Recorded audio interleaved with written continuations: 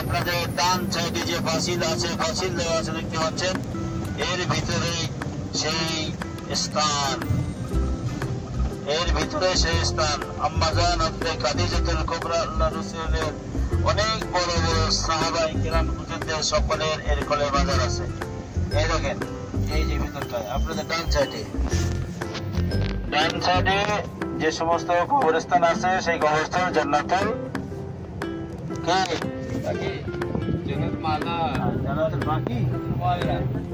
জান্নাতুল Mualla, জান্নাতুল বাকি হলো Medina শরীফ। এই জান্নাতুল মুআল্লা আম্মাজান হযরত খাদিজাতুল কুবরার মাজার ওই উপরে পাহাড়ের ওই সাইডে, সবের ভিতরেই আছে ইনশাআল্লাহ। যাই হোক, আলহামদুলিল্লাহ, আল্লাহ শুকর আলহামদুলিল্লাহ করে যে আল্লাহ পাক আপনাদের এই সমস্ত জিনিসগুলো দেখাচ্ছে, আল্লাহ শুকরিয়া আদায় করেন। যাই হোক, আপনাদের সামনে দেখতে পাচ্ছেন মসজিদে জিন। এই যে সামনে যে গম্বুজওয়ালা দেখতে পাচ্ছেন, এটা হলো মসজিদে জিন মসজিদ। জিনেরা আল্লাহ রাসূলের দরবারে যখন এসেছিলেন, জিনেরা এখানে এসে ঈমানে কলেমা পড়েছিলেন। এটা হলো মসজিদে সেই জিন।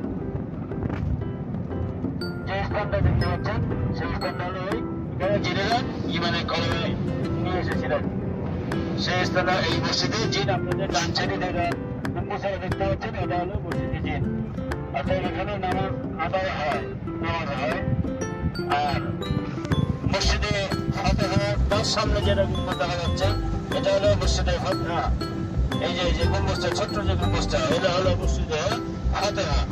আপনাদের ডান সাইডে এই যে ওদিকে নাই, হয়তো সরাসরি নেই, আপনার ডান সাইডে ছোট্ট যেরকম মাইক লাগানো আছে, ছোট্ট মাইক, এই মসজিদে আপনাদের ডান সাইডে মসজিদে ফাতিহা, মসজিদে ফাতিহা, মসজিদে শাহজারা, মসজিদে শাহজারা। আপনাদের বাম সাইডে যে মসজিদটা দেখতে পাচ্ছেন, ওটা হলো মসজিদে শাহজারা।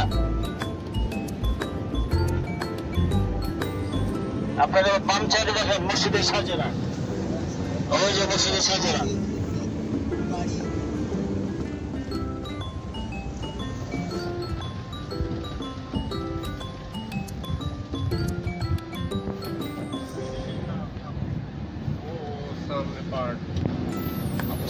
সামনে যে পাহাড়টা দেখতে পাচ্ছেন না, ওই যে টাওয়ার লাগানো আছে, ওর পরস্পর যে বড় পাহাড়গুলো দেখা যাচ্ছে, ওটা হলো সেই আবু কুবাইস পাহাড়।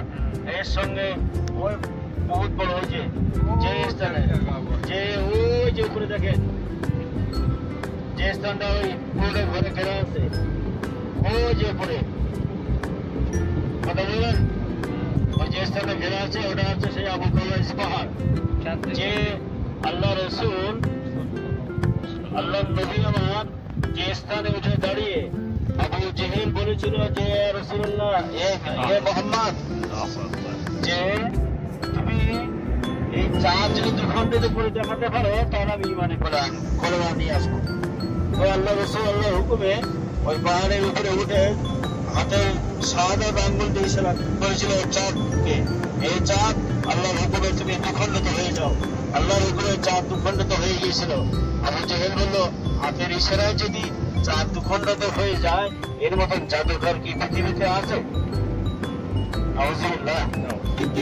যাই হোক, এত বড় মানে বদমাইশ, এত বড় ঈমানে কলেমা না নিয়ে আসার ক্ষেত্রে কত রকমের কষ্ট আমার নবীকে দিয়েছিল ওই আবু জেহেল। অর্থাৎ যে স্থানটা দেখতে পাচ্ছেন, ওই যে জালি দেওয়া আছে না, এই যে জালি দেওয়া এরা আছে উপরে, একদম উপরে, ওটাই হলো সেই আবু কুবাইস পাহাড়।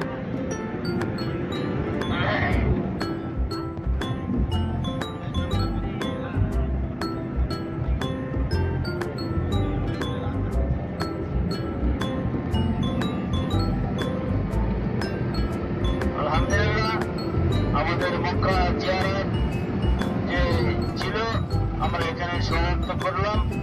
আপনারা হোটেলে গিয়ে চাষের আসলে গোসল নামাজ আদায় করে নেবেন। তারপরে পরস্পর মাগরিবের নামাজের সময় হয়ে যাবে। এখনো প্রায় 5:30 বাজে। মাগরিবের আসলে নামাজ আপনার ঘরে গিয়ে সব 2 রাকাত গোসল নামাজ আদায় করে নেবেন, ভুল করবেন না যেন। হ্যাঁ,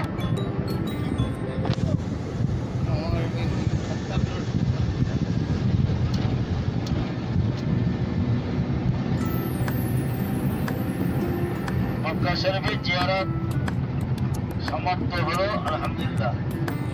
এবার আপনার ঘরে গিয়ে আসলে নামাজ আদায় করবেন, আর যদি মানে ঘুম করবা তো ঘুমাবে।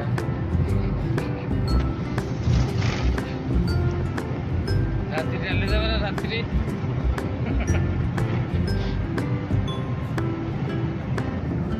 আপনারা পারলে রাস্তা পাহাড়ের তলাতেই চলে গেছে। হ্যাঁ